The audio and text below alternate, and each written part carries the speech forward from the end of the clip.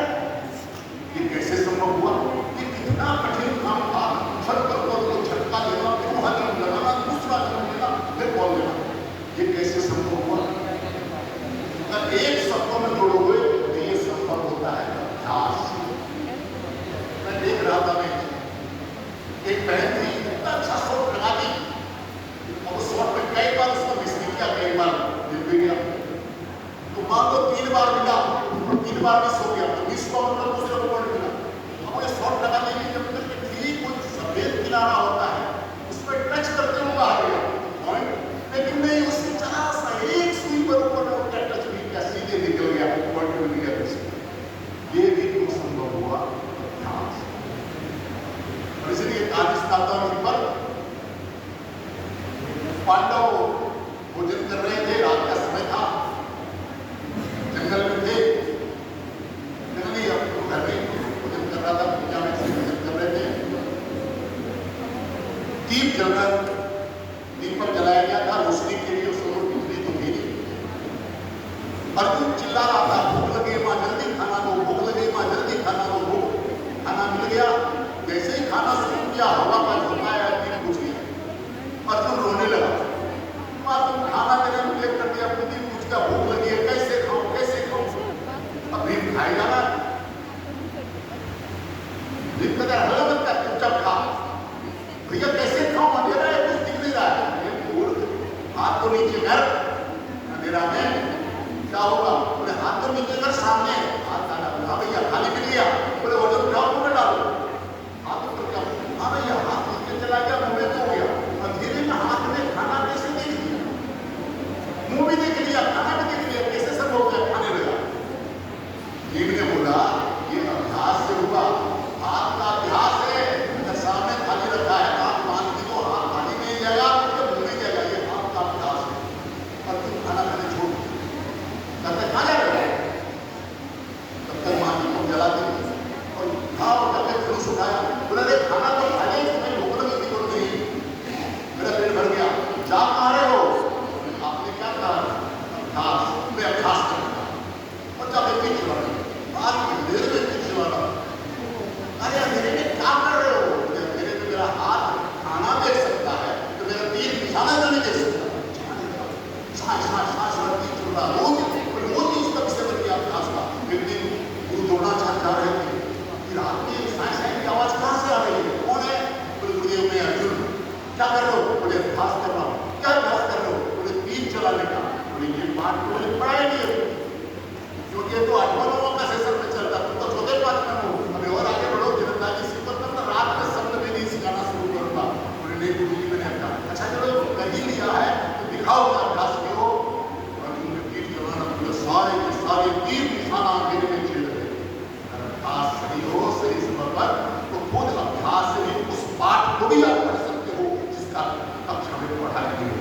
ये केवल खेल की दुनिया में है, ये अपने पढ़ाई के जीवन में भी हो, ये करना है, ये करना है, उसके लिए अभ्यास करो, अभ्यास करो। एक टीवी पर प्रचार आता है, गुमराह प्रचार तो है वो पेंट का, लेकिन क्या करता है? मेरी महानता में ये दीवार ने हमको बॉलर बना दिया। चलो तो प्रचार करता, दीवार पर दाग लगता है, देखा होगा प्रचार, चलो छोड़ो प्रचार की बात है। लेकिन सही में मैंने एक क्रिकेटर को देखा है, उसके बॉल से दीवार बनाता है, एक ही निशाना था, बॉल उसी पर बनना चाहिए, बराबर। तो अगर जिंदगी में कुछ करना, आज जो प्रथम हो गया वो भी सोचो में प्रथम तो हो गया, लेकिन हमसे कितने भूले हुए, कितने पॉइंट सबसे छोड़े, मैं छोड़ा, मैं देख रहा था तो बता सकता हूँ कितने पॉइंट मेरे कारण दूसरे कोच को मिल गया। अगर वो भी नहीं मिलता तो कहाँ कमी रह गई? कहीं कहीं थोड़ी अभ्यास खत्म हो गई। इतना ही अंतर है, जो जीत गया उसका अभ्यास थोड़ा ज्यादा था, तो हार गया उसका अभ्यास उससे थोड़ा कम। अपने अभ्यास को बढ़ाओ, अभ्यास और अच्छा और अच्छा। जो हार गया वो हार नहीं मानो, गिरकर उठना, उठकर चलना, यह क्रम है संसार का, कर्म की इसी का चलना। इसलिए अगली बार देखूंगा, अगले बार में अभ्यास और बढ़ाऊंगा, अभ्यास बढ़ाऊंगा। और जो जीत गए वो यहाँ जीतने से क्या होगा? हर कर्म में मंजिल भी बाकी है, अभी तो अखिल भारतीय भागवत जीता है, इसलिए मैं बाकी होना जाना है, वहां से वो लोग बात हो। इसलिए अपने अभ्यास को बढ़ाओ और आगे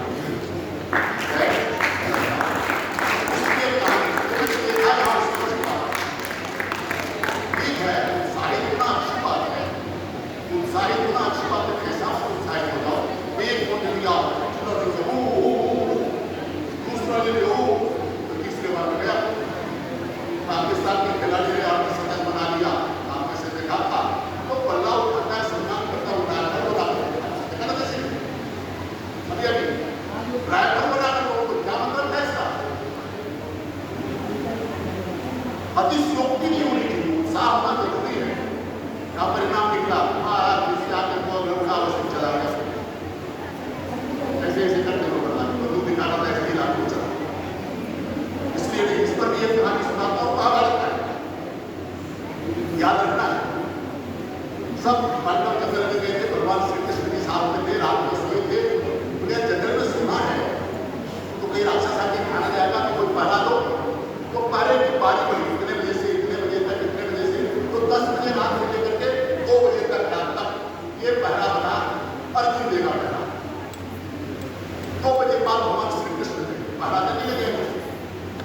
उसी समय एक राक्षस आया। राक्षस कहीं दिखता नहीं था, बोलता अच्छा आज तो मोटा होगा, तगड़ा तगड़ा 5-6 लोग है, बड़ा सुंदर सुंदर है, लाल लाल है, खूब बढ़िया होगा, खाने में मजा आएगा, मजे से खाऊंगा, एक एक करके खाऊंगा, सबको खाऊंगा। अर्जुन कहता है यार कब कर रहे हो, लेकिन वो कहाँ तुम सामने तो आप उनको खाओगे। और अभी बताता हूँ कि तो तेरे सामने हूँ, तो नहीं दिखता है, तो मैं क्या करूँगा। अर्जुन को गुस्सा है, और जहाँ से आवाज है उसकी आवाज कहाँ से आ रही है, खास तरीके से जहाँ से गुस्सा आ रहा था वहीं पर जम कर ही खा। जैसे ही एक बार मारा दिखाई में बड़ा खड़ा हो, वो जमीन में घास के नीचे छुपा हुआ था, गुस्सा में एक बार मारा कितना बड़ा हुआ।